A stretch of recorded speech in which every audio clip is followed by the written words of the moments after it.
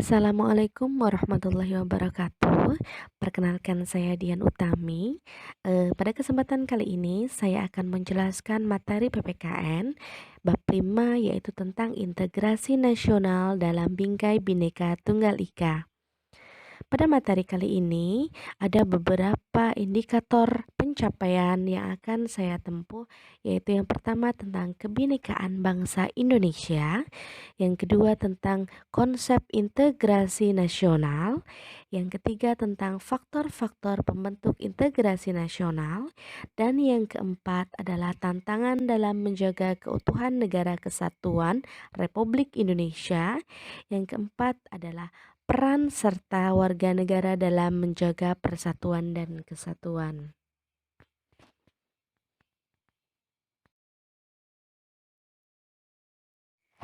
Konsep kebinekaan bangsa Indonesia.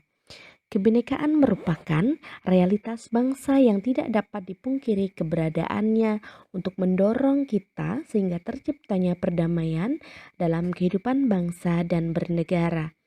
Kebinekaan harus dimaknai masyarakat melalui pemahaman multikulturalisme dengan berlandaskan kekuatan spiritualitas, perbedaan etnis, religi maupun ideologi menjadi bagian tidak terpisahkan dari sejarah bangsa Indonesia dengan Bhinneka Tunggal Ika dan toleransi yang menjadikan perekat untuk bersatu dalam kemajemukan bangsa. Anak didikku sekalian, bahwa bangsa Indonesia adalah bangsa yang besar, yang di dalamnya terdapat keberagaman mulai dari suku, ras, bahasa, budaya, dan lain sebagainya.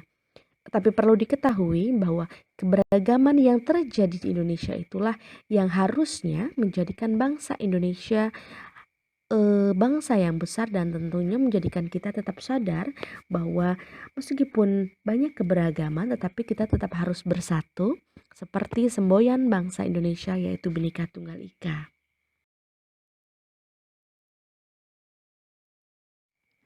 Konsep integrasi nasional dalam bingkai Bhinneka Tunggal Ika. Yang pertama, perlu kita ketahui bahwa integrasi adalah penyatuan dan pembentukan suatu identitas. Sedangkan integrasi nasional adalah bersatunya suatu bangsa yang menempati wilayah tertentu dalam sebuah negara yang berdaulat.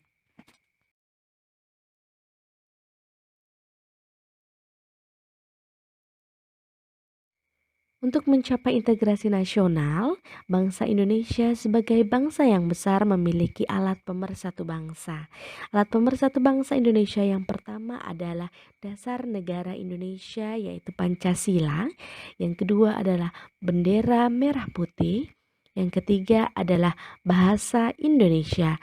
Dalam hal ini, bahasa Indonesia itu adalah menjadi bahasa persatuan dan bahasa nasional. Yang selanjutnya yaitu yang keempat yaitu lambang negara. Lambang negara bangsa Indonesia adalah burung Garuda. Yang kelima adalah lagu kebangsaan Indonesia Raya. Dan yang keenam adalah lagu perjuangan. Jadi alat pemersatu bangsa Indonesia itu ada 6 ya, harus diketahui bersama. Persatuan dalam keberagaman memiliki arti yang sangat penting. Persatuan dalam keberagaman harus dipahami oleh setiap warga masyarakat agar mewujudkan hal-hal berikut. Jadi, sebelum kita menciptakan sebuah integrasi nasional, masyarakat harus sadar bahwa persatuan dan keberagaman itu merupakan sebuah kekayaan yang dimiliki bangsa Indonesia. Sebuah kekayaan itu sendiri ada faktor-faktor pembentuk integrasi nasional selain kesadaran masyarakat akan persatuan dan keberagaman. Yang pertama yaitu kenapa integrasi nasional ini bisa tercapai? Karena yang pertama yaitu adanya rasa senasib dan seperjuangan. Jadi sebelum Indonesia mendeklarasikan kemerdekaannya pada 17 Agustus 1945, ada serangkaian bangsa Indonesia di mana bangsa Indonesia dijajah oleh negara-negara seperti contohnya negara Belanda. Sehingga masyarakatnya merasa bahwa kita ini satu nasib. Kita ini satu seperjuangan. Makanya ada sebuah itikat dari dalam hatinya untuk menciptakan sebuah integrasi nasional. Kemudian yang kedua yaitu adanya ideologi nasional yang tercermin dalam simbol negara. Ya, seperti kita ketahui bersama bahwa Pancasila itu merupakan ideologi negara Indonesia. Apa itu ideologi? Ideologi adalah dasar negara. Yang ketiga, yaitu adanya tekad dan keinginan untuk bersatu. Setelah tadi kita, bangsa Indonesia merasa bahwa kita ini satu nasib, satu perjuangan, maka timbullah rasa atau tekad, keinginan masyarakat untuk bersatu. Bersatu menciptakan apa? Menciptakan kemerdekaan. Kemudian selanjutnya yaitu adanya ancaman dari luar yang menyebabkan munculnya semangat nasionalisme bangsa. Kenapa demikian? Ada faktor-faktor pembentuk integrasi nasional yang ini yaitu setiap perorangan, setiap individu atau masyarakat merasa bahwa kalau kita tidak bersatu maka ada ancaman bahwa kita ini tidak akan selamat, bahwa kita ini pasti akan kalah menghadapi serangan-serangan dari luar. Makanya itu ada tekad dari mereka untuk bersatu untuk menciptakan sebuah kemerdekaan dalam integrasi nasional. Kemudian selanjutnya adalah penggunaan bahasa Indonesia. Bangsa Indonesia merupakan bangsa yang besar yang di dalamnya terdapat banyak suku bangsa seperti saya jelaskan yang awal tadi, dan pastinya banyak bahasa-bahasa yang digunakan. Untuk menjadikan bangsa Indonesia ini satu, bisa dipahami oleh semua, maka dalam berkomunikasi bahasa persatuan yang digunakan adalah bahasa Indonesia.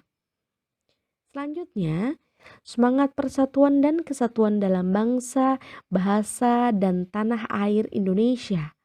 Setiap perorangannya memiliki rasa semangat persatuan, rasa cinta tanah air atau nasionalisme yang membuat mereka terbakar sehingga menciptakan semangat yang sangat tinggi dalam pencapaiannya. Pencapaian apa? Kembali lagi yaitu pencapaian kemerdekaan.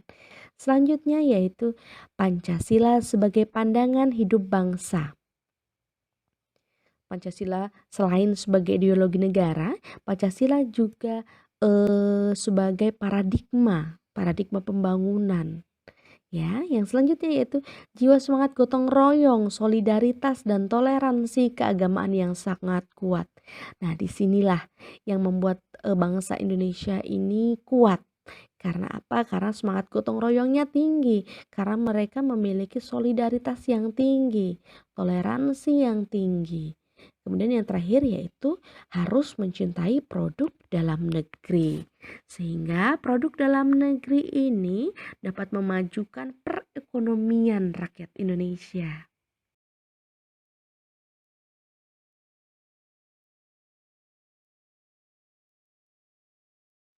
Kemudian, selain faktor-faktor pembentuk integrasi nasional, di sini juga ada faktor penghambat integrasi nasional.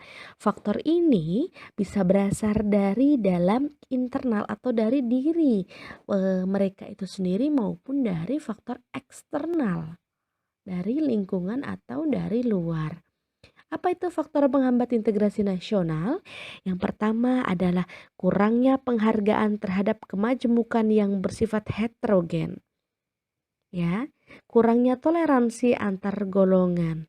Yang pertama tadi bahwa faktor pembentuk itu integrasi nasional yaitu kuatnya atau tingginya toleransi antar umat beragama, antar masyarakat.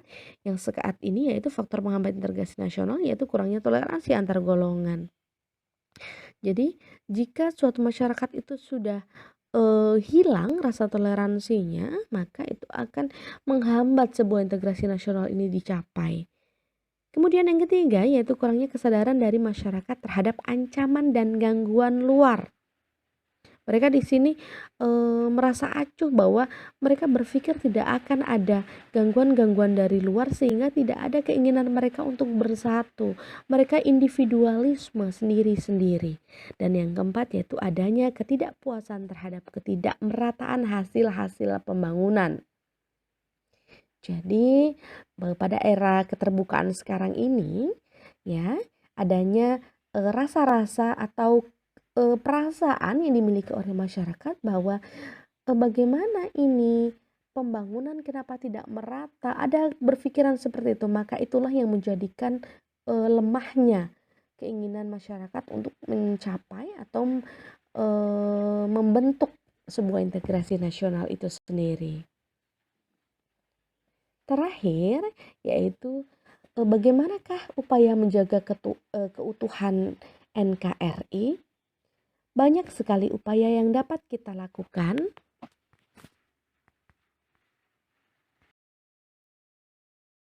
Setelah itu, bagaimanakah upaya menjaga keutuhan NKRI? Banyak sekali upaya yang dapat kita lakukan dalam menjaga keutuhan NKRI. Seperti yang pertama yaitu mengamalkan Pancasila. Ya, mengamalkan Pancasila. Yang kedua yaitu menanamkan semangat Bhinneka Tunggal Ika.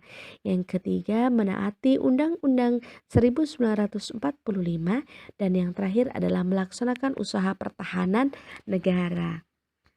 Itu saja yang dapat saya jelaskan. Jangan lupa belajar di rumah. Belajar di rumah dengan yakin, dengan semangat. Semoga pandemi ini segera berakhir. Dan saya akhiri. Wassalamualaikum warahmatullahi wabarakatuh.